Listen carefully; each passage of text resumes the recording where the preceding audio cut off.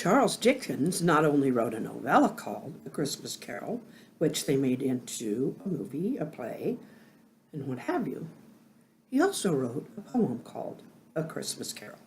I'm going to read that to you right now. I care not for spring on his fickle wing. Let the blossoms and buds be born. He woos them amain with his treacherous rain, and he scatters them ere the morn. An inconsistent elf, he knows not himself, nor his own changing mind and hour. He'll smile in your face, and with a wry grimace, he'll wither your youngest flower. Let the summer sun to his bright home run. He shall never be sought by me. When he's dimmed by a cloud, I can laugh aloud and care not how sulky he be. For his darling child is the madness wild that sports in fierce fever's train, and when love is too strong, it don't last long, as many have found to their pain. A mild harvest night, by the tranquil light of the modest and gentle moon, has a far sweeter sheen for me, I ween, than the broad and unblushing noon. But every leaf awakens my grief, as it lieth beneath the tree. So let autumn's air be never so fair. It by no means agrees with me. But my song I troll out for Christmas stout, the hearty, the true, and the bold. A bumper I drain, and with a might and main give 3 cheers for this Christmas old. We'll usher him in with a merry din that shall gladden his joyous heart, and we'll keep him up while there's bite or sup, and in fellowship good we'll part. In his fine honest pride he'll scorn to hide one jot of his hard weather scars. There's no disgrace, for there's much the same trace on the cheeks of our bravest tars. Then again I sing till the roof doth ring, and it echoes from wall to wall, to the stout old wight, fair welcome tonight, as the king of the seasons all. And that is A Christmas Carol, poem by Charles Dickens, and not a ghost in sight. I'd like to read one of his works called, it's a short story, called A Child's Dream of a Star. There was once a child, and he strolled about a good deal, and thought of a number of things. He had a sister who was a child too, and his constant companion. The two used to wander all day long. They wondered at the beauty of the flowers. They wondered at the height and blueness of the sky. They wondered at the depth of the bright water. They wondered at the goodness and the power of God, who made the lovely world. They used to say to one another, sometimes, supposing all children upon earth were to die, would the flowers and the water and the sky be sorry? They believed they would be sorry, for, said they, the buds are the children of the flowers, and the little playful streams that gamble down the hillsides are the children of the water.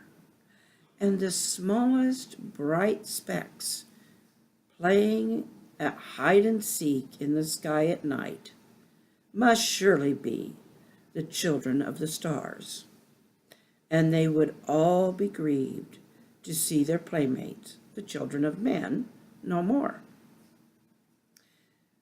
There was one clear shining star that used to come out in the sky before the rest. Near the church spire, above the graves, it was larger and more beautiful than they thought, than all the others. And every night they watched for it, standing hand in hand at the window.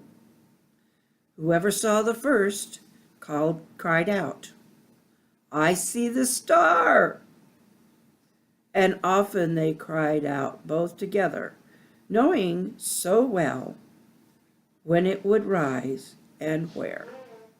So they grew to be such friends with it that before lying down in their beds they always looked out once again to bid it good night. And when they were turning round to sleep, they used to say, "God bless the star."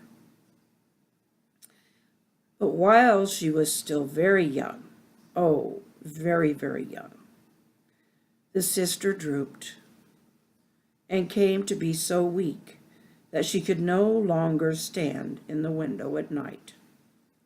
And then the child looked sadly out by himself, and when he saw the star, turned round and said to the patient pale face on the bed, "I see the star." And then a smile would come upon the face of the little weak voice used to say, "God bless my brother and the star." And so the time came all too soon when the child looked out alone, and when there was no face on the bed, and when there was a little grave among the graves, not there before, and when the star made long rays down towards him, he saw it and he saw it through his tears.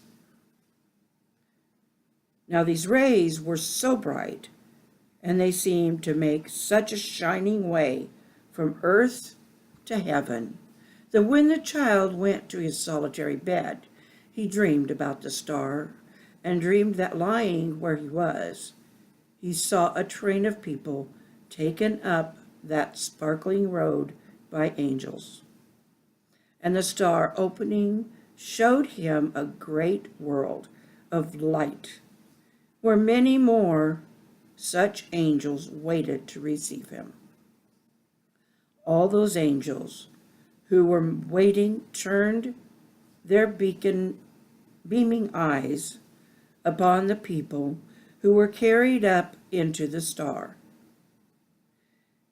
And some came out from the long rows in which they stood, and fell upon the people's necks, and kissed them tenderly, and went away with them down avenues of light, and were so happy in their company that lying in his bed he wept for joy. But there were many angels who did not go with them, and among them one he knew, the patient face that once had lain upon the bed was glorified and radiant, but his heart found out his sister among all the host. His sister's angel lingered near the entrance to the star, and said to the leader among those who had brought the people thither, "Is my brother come?" And he said no. She was turning hopefully away when the child stretched out his arms and cried, "Oh, sister, I am here. Take me." And then she turned her beaming eyes upon him And it was night, and the star was shining into the room, making long rays down towards him as he saw it through his tears.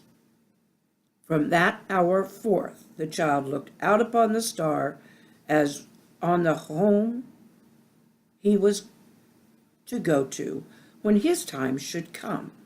And he thought that he did not belong to earth alone, but to the star too, because his sister's angel gone before. There was a baby born to be a brother to the child, and while he was still little, that he never yet had spoken a word, he stretched his tiny form out of his bed and died. Again the child dreamed of the open star and of the company of angels and the train of people and the rows of angels with their beaming eyes all turned upon those people's faces. Said his sister's angel to the leader, "Is my brother come?"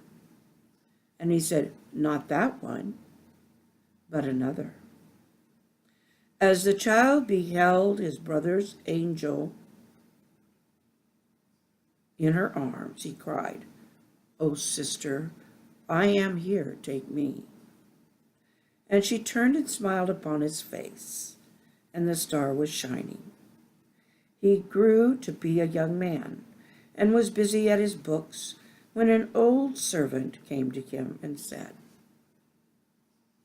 "Thy mother is no more. I bring her blessing on her darling son." Again at night he saw the star, and all that former company. Said his sister's angel to the leader, "Is my brother come?" And he said, "Thy mother."